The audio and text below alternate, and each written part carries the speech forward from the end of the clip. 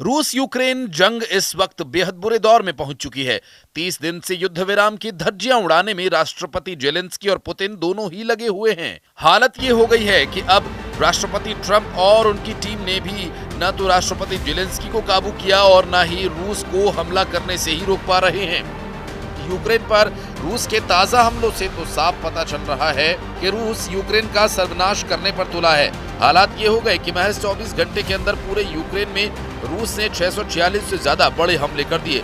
एक तरफ राष्ट्रपति जेलेंस्की डोनेस्क इलाके को बचाने के लिए डोनेस्क में मौजूद कमांडर्स का हौसला बढ़ा रहे हैं, तो वहीं रूस के ही कुर्स्क इलाके में राष्ट्रपति पुतिन और अपने टॉप कमांडर्स ऑपरेशन के चीफ के साथ हमले बेहद तेज करने में जुटे हैं।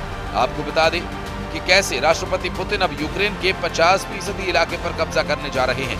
साथ ही आपको दिखाएंगे फ्रांस, ब्रिटेन, जर्मनी और पोलैंड, यूरोपियन यूनियन के 27 देश यूक्रेन की तरफ से जंग करने के लिए कितना आगे बढ़ चुके हैं कि हम आपको ये भी दिखाएंगे, क्योंकि राष्ट्रपति जेलेंस्की ये चाहते हैं कि रूस के साथ युद्ध विराम नहीं बल्कि रूस को युद्ध के दम पर हराकर उससे बातचीत की जाए। हम शुरुआत कर रहे हैं रूस के उन हमलों से जिसने पूरे यूक्रेन में हाहाकार मचा दी।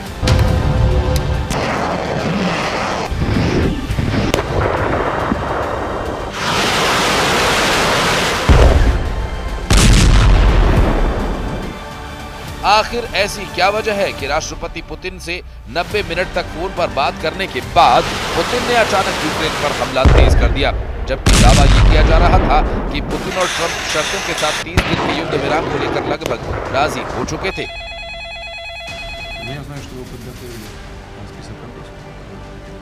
अब हम आपको बता दें कि यूक्रेन के राष्ट्रपति किसी भी कीमत पर रूस के साथ युद्ध विराम शर्तों के साथ नहीं चाहते। यही वजह है कि यूक्रेनी सेना ने रूस में पिछले 56 घंटों में ऐसे बड़े और खूनी हमले किए हैं जिसने पुतिन को पूरी तरह से बेकाबू कर दिया। और आप खुद देख लीजिए, रूस के टैंक, तोप, ड्रोन, लड़ाकू जेट और ड्रोन यूक्रेन में कहां-कहां कितने हमला कर रहे हैं।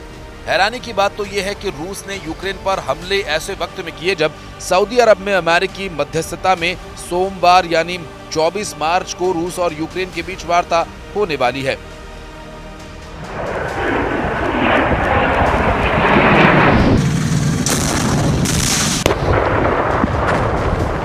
आप रूस के गुस्से का इसी से अंदाजा लगा सकते हैं कि रूसी सेना की मिसाइल्स और ड्रोन बिगड़े यूक्रेन के कई इलाकों के चीथड़े उड़ाकर रख दिए, जबकि रूस के लड़ाकू विमानों ने यूक्रेनी सैन्य ठिकानों और मोर्चों पर बेतहाशा बम और मिसाइलें दागी। महज 24 घंटे के अंदर यूक्रेन के अंदर रूस ने 646 हमले किए। अकेले कीव पर ही 10 सेकंड में 4 बड़े आत्मघाती ड्रोन अटैक हुए। रूसी दावों के मुताबिक उनके हमले में यूक्रेन की ऊर्जा सुविधाओं और नागरिक बुनियादी ढांचों को भारी नुकसान हुआ है। यूक्रेनी सेना ने यह भी माना कि रूस के हमलों में 50% तक की बढ़ोतरी देखी गई है। यूक्रेन सेना का दावा है कि रूस ने लगातार 5 घंटे तक हवाई हमले किए। 5 घंटे तक हवाई हमलों में सबसे ज्यादा नुकसान यूक्रेन की राजधानी कीव, बंदरगाह शहर ओदेसा को हुआ है, जबकि पिछले 7 दिनों से रूस ने यूक्रेन के जापोरिज्जिया और खिरसौन पर तेजी से कब्जा करने के लिए पूरी ताकत झोंक दी है। कीव पर रूस के हवाई हमलों से भारी नुकसान हुआ है। रूस के ड्रोन अटैक में 3 बच्चों की भी मौत हुई है, जबकि एक 5 साल का बच्चा भी हमले में मारा गया। 20 से 25 मंजिला 2 इमारतें रूसी हमले में पूरी तरह से तबाह हो गईं। कीव के मेयर विटाली किल्स्को का दावा है कि ऊंची अपार्टमेंट इमारतों में आग लग गई है। यूक्रेन के क्षेत्रीय गवर्नर वादिम फिलाशकिन का कहना है कि रूसी गोलीबारी में पूर्वी यूक्रेन शहर पोक्रोवस्क में 3 लोगों की मौत हो गई, जबकि यूक्रेन क्रामाटोर्स्क और रूस के दक्षिण क्षेत्र रोस्तोव में भयंकर ड्रोन हमले हुए हैं। रूसी सेना के तूफानी हमलों ने सारे रिकॉर्ड्स तोड़ दिए। पिछले 24 घंटे में पूर्वी यूक्रेन, दक्षिणी यूक्रेन और पश्चिमी यूक्रेन पर सबसे प्रचंड हमले रूसी सेना की तरफ से किए जा रहे हैं। हैरानी की बात तो यह है कि जैसे एक तरफ रूसी सेना ने अपने सुखोई और मिग सीरीज के लड़ाकू विमानों से यूक्रेनी सेना के ठिकानों को तबाह कर डाला, वहीं रूस की बैलिस्टिक क्रूज और हाइपरसोनिक मिसाइल्स ने यूक्रेन के डोनेस्क, खार्किव, खेरसोन, जापोरिज्जिया पर अंधाधुंध हमले किए। रात और दिन यूक्रेन पर मिसाइलों की बरसात सी हो रही है। यूक्रेनी सेना इस वक्त रूसी सेना के हमलों के सामने निहत्थी साबित हो रही है, क्योंकि अमेरिका ने अपने सैटेलाइट और जमीनी खुफिया नेटवर्क को यूक्रेन के लिए बंद कर दिया है, जिसकी वजह से यूक्रेनी सेना रूसी सेना के सामने अब अंधी हो चुकी है। यूक्रेनी सेना को हमला करने वाले रूसी जेट्स, मिसाइलें, रॉकेट और ड्रोन के सही पोजीशन का पता ही नहीं चल पा रहा, जिसकी वजह से यूक्रेन रूस हमलों में पूरी तरह से तबाह हो गया। हम आपको रूसी हमलों से जलते यूक्रेन की बर्बाद और विनाश की तस्वीरें दिखाने जा रहे हैं, जिसने यूक्रेन से लेकर पूरे यूरोप तक में कोहराम मचा दिया है।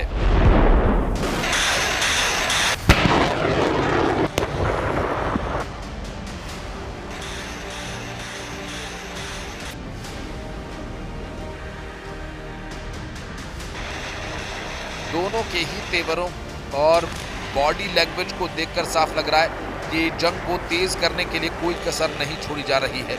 और यूक्रेन के डोनेस्क में राष्ट्रपति जेलेंस्की ने 22 मार्च को अपने टॉप कमांडर के साथ मोर्चों पर जायजा लिया और फिर कमांडर्स के साथ मीटिंग की। ठीक इसी तरह से राष्ट्रपति पुतिन ने 12 मार्च को ही रूस के कुर्स्क क्षेत्र का दौरा किया। फौजी वर्दी पहने हुए पुतिन के तेवरों को देखकर साफ लग रहा है कि वो यूक्रेन पर जरा भी रहम नहीं करने वाले। आपको बता दें कि राष्ट्रपति जेलेंस्की ने डोनेस्क के रणनीतिक पूर्वी शहर पोक्रोवस्क में मौजूद यूक्रेनी सशस्त्र बलों की 59S सेपरेट असॉल्ट ब्रिगेड की फील्ड मुख्यालय का दौरा किया। वहां की ड्रोन इकाइयों के कमांडर्स को साफ आदेश दिए कि हर हाल में रूस पर हमले तेज करो। वहीं दूसरी तरफ पुतिन ने कुर्स्क मोर्चे पर मौजूद रूसी जनरल स्टाफ के प्रमुख वालेरी गेरासिमोव की एक रिपोर्ट सुनी, जिसमें रूसी जनरल स्टाफ के प्रमुख वालेरी गेरासिमोव ने दावा किया कि कुर्स्क इलाके से यूक्रेनी सेना को खदेड़ा जा रहा है। 50,000 सैनिकों को घेर लिया गया है और यहां यूक्रेनी सेना की मदद कर रहे नाटो के 50 अफसरों को भी घेर लिया गया है। कुल मिलाकर पुतिन और जेलेंस्की दोनों ही एक दूसरे के खून के प्यासे हो चुके हैं।